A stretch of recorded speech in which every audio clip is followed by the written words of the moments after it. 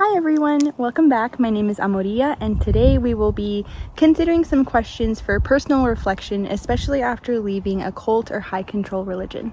Okay, so some context. I used to be a job coach and I worked specifically with disabled teenagers, and I created a lot of my own curriculum essentially that would help them accomplish whatever goals that they had set in place. And so I had the idea of also doing that with XJW content. On XJW channels, we talk a lot about why it's a cult or how it affects people, but I had the idea that I wanted to also offer some practical things for people who watch these videos. I'm going to be working on creating some worksheets or little packets that people can use if they choose to. All of this will mostly be related to a lot of self-reflection and being more in tune with your feelings, being able to identify your thoughts and feelings outside of what you've been taught to think and feel. The goals that I have for doing something like this is I want to encourage introspection in people who watch my videos and figure out what you want and who you really are. Building trust with yourself after trauma can be really challenging, so that's also a really big key to improving your relationship with yourself. They can also help you set goals for your new life that will be measurable and achievable. Most importantly, I would like for these activities and conversations to instill a lot more confidence in viewers as well. So with that, we can just get started. I have 10 questions for today, and as I read them, I will also give my very real answers that I would have answered maybe a couple months after leaving the cult, and then what my new answer would be now that I've been out for almost 5 years. Number 1, who am I without this religion?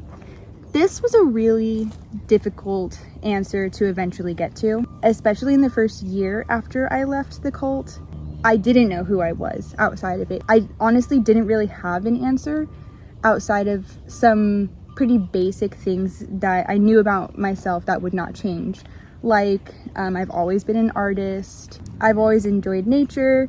I really value community and making friends. But outside of that, I honestly didn't know who I wanted to be or who I was without being a super religious person. Now that I've had a lot more time to spend on myself and really carving out the person that I want to be, I would say that who I am without the religion, I'm a very strong-willed individual. I have very strong opinions. I think I always have, but I just pushed them way down because I was taught to. I'm an activist. I care deeply about people. That hasn't changed whatsoever. It honestly drives a lot of my passions and a lot of my education as well. I've done a lot of education, political education, religious education, and then a lot of therapy. Now that time has passed, I can more clearly see the parts of me that were pushed onto me. And conversely, I can see the parts of me that I really suppressed and did not develop more. Number 2, what are my core values? This is a hard one because when you leave, you still have the entire framework of values that you were taught.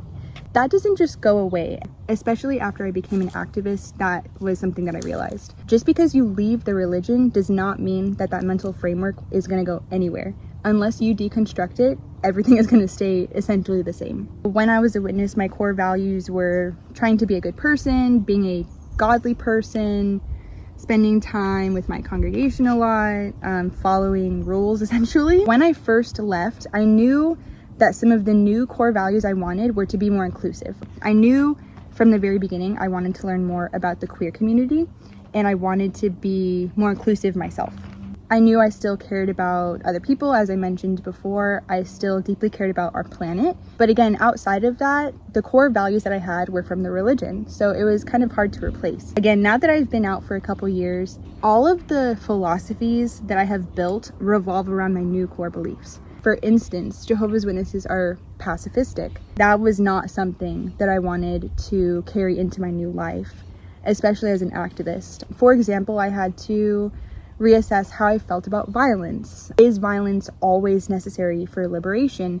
Where do we draw the line when it comes to accountability and vengeance? What does it mean about me as a person if I do now feel differently about violence? All of these things were questions that I honestly spent probably 4 to 6 months thinking very deeply about, so that I was very comfortable with my new philosophical frameworks. Now I would say I deeply value inclusivity, genuine mutual respect, community, accessibility, respect for the earth and animals, things like that. Number 3, what brings me genuine joy? This is a little bit easier because I've always been an artist. That didn't change. Doing art and being creative still brought me joy even shortly after I left. Another thing that I would have said right after I left was I had just gotten a puppy. So my dog Cora is like the love of my life, and she has brought me lots and lots of companionship and happiness. Now I would also say being in community with other activists or people that I'm fighting for, different communities of marginalized people, also brings me a lot of joy. I've also done a lot of work with nonprofits where I was able to directly help my community through my professional work. So that as well was very fulfilling for me. Number 4, what is my worldview now? This is a really good one. Okay, this is tough. I'm not going to answer what I would have said right after leaving the cult because it would have been too indoctrinated still. Now, there's still a complex answer. Our world is very complex. I'm not going to sit here and act like it's not like a dumpster fire right now, because it is. However, I feel very strongly about pacifism, religious pacifism. As a Jehovah's Witness, I was taught that God was going to come in and fix everything, and that this was only going to happen for X amount of time, that I just needed to faithfully wait. I do feel it is all of our responsibility to be doing our part now. I do not excuse pacifistic behavior where your faith allows you to kind of reason, well, God is going to do something about it soon, so I don't have to. There's a squirrel up there. I take my personal responsibility to make this world a better place and improve my own community very seriously. We all have that responsibility as humans here. I know that I'm not going to be the one to like change the world and magically make it better, but we can all do our part, absolutely. I of course don't know what's going to happen. I can't read the future. Even if we were to annihilate ourselves, like even if we were to wipe ourselves completely off the face of the earth, my belief now is that I can respect myself and live with myself because the time that I spent here was spent on trying to help others and make the world a better place. So that's all that really I can do. I can only control myself, and while I'm here on this earth, I want to do good. It doesn't hinge on being religious anymore. I still want to be a good person and try to do that outside of a religious framework. That kind of summarizes my worldview as of now. Number 5, what was my motivation for staying and leaving? Okay. The answer would have been the same shortly after leaving and now. My motivations for staying were, I loved everyone. I loved everyone so much. I still do. Sometimes in my videos, I might come off as having slightly rough edges, but beneath that is a love that is very much still alive for all the Jehovah's Witnesses that I knew. There's also a lot of pain from losing them. So then comes the anger on top of that because they did mean a lot to me. So my motivation, yeah, it's a little hard and a little emotional, which is completely fine. Community is so important. That was a huge motivating factor for me. My relationships with everyone. Diving deeper, that was because I feel I've always loved people, humanity specifically, so deeply. My motivations then for leaving were that I had been severely mistreated and I wanted to be political. I wanted to have a political voice and say how I was feeling about watching the mistreatment of so many people across the world, and especially within our own country with marginalized communities. Some of these questions might make you emotional, and it's okay. It's good to work through those feelings. We should not suppress them. It's kind of like trying to push a ball underneath water. Like the harder you push it down, the harder it's going to come back up, and somewhere else you won't be able to control where it comes back up. So it's just better to work through the feelings as they come. Number 6, how do I feel now that I know I was wrong? The answer that I would have given shortly after leaving would have been horrified, just completely broken. My whole reality shattered. I didn't know what to do. I was having a lot of panic attacks, and it was about 6 months before I left that I started to dissociate a lot. Now, I would say it doesn't sting as much after a few years, I've also learned to check my ego a lot. I have still been so wrong at times. And so after quite a few times of being so wrong and having to come back and admit that I was wrong and reflect and repair mistakes that I made, either in community as an activist or even spiritually with people around me, over time it has become easier to be able to just admit when I'm wrong. It's not that big of a deal. Everyone is wrong all the time. I don't want to feel like my ego is so big that it hinders my relationships with other people or even my relationship with myself. Number 7, what double standards were there? Back when I first left, I would have said socially there are a lot of double standards in the treatment, especially of those who don't have privileges. When you have privileges, you're taught that you're the servant of the congregation and that you're supposed to be even more humble than everyone else. But that doesn't always happen. In fact, it hardly happens. That double standard definitely bothered me. Now, I would honestly answer the same thing. Socially, human behavior is like kind of silly sometimes. It's so predictable for that to be an issue. And it's really an issue anywhere. Like even in any community that I would find myself in, there will always be cliques or gossip. Like those are normal characteristics of human behavior.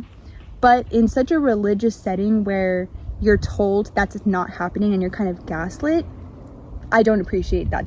Number 8, what feelings or experiences did I push down the most? That's a good question. Shortly after leaving, I would say the feelings that I pushed down were ones of not feeling good enough, constantly feeling like I was never going to meet the mark. That was something that I definitely had to suppress to just keep going. Otherwise, I would have lost motivation. There's so much asked of just a publisher, not even taking into consideration when you do hold privileges. Some experiences that I pushed down.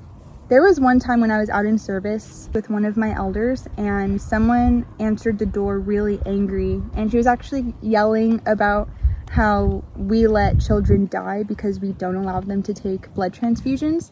I had already began working with students by that point, and I kind of wrote it off as like, oh, she's just extremely aggressive and she just hates Jehovah's Witnesses.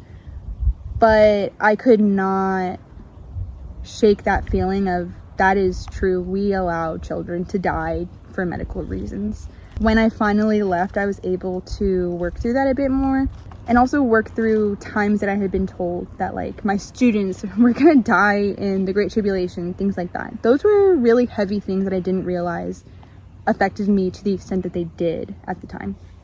Now I would answer, I repressed so much of myself. Like I mentioned before, especially being an activist now, I'm not afraid to voice my opinion whatsoever. That was something that took quite a few years to really bring out of myself. I didn't feel confident speaking my mind, especially as a woman, because that had not been something that was ever taught to me in my entire life. So I really suppressed parts of myself and even passions of mine that I really would have liked to spend time pursuing. I really pushed down experiences like not being able to go to school dances, not being able to go live in a dorm at college, different coming of age experiences. I did leave when I was 23, so I did get some of those coming of age experiences after I left, but at the time when I was still in the religion, up until 23 years old, there were experiences that I felt I really missed out on, but had to tell myself that they didn't matter, even though they definitely did. Number 9, what lingering fears do I have? When I first left, I definitely had a lingering fear of what if I'm wrong? What if this is God's chosen organization?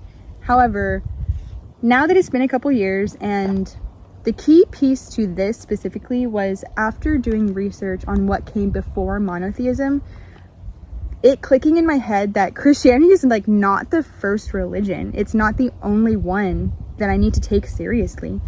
And then also connecting back with my own culture, looking into spiritual practices that my ancestors did that I would have not been allowed to research at the time that I was a Jehovah's Witness.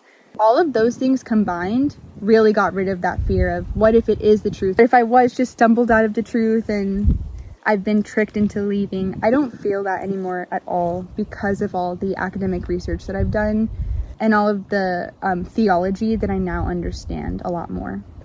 And finally, number 10, what have I been taught about emotions?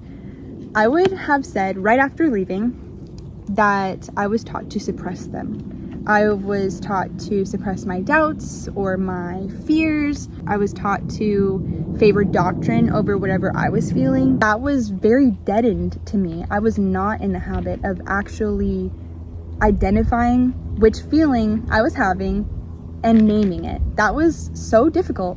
And I've always been a very emotional person. I've always been in tune with my feelings, but it's like being taught red is blue. And so your whole life after being taught red is blue, and then you realize blue is blue, you have to go back and undo all of that. So even though I've always been emotional, I had to learn how to work with my feelings and identify them in a healthy way. Okay, well, that summarizes the 10 questions I had for today. Thank you so much for joining. Hopefully you also thought and reflected on some of these questions and have your own answers. I would encourage you to write down what answers you had now and then revisit it in a year or two and see how they've changed. Seeing the change over time can be really empowering, and you're reminded of where you were in your life when you first wrote those answers. So again, thank you for joining, and I hope you have a great day.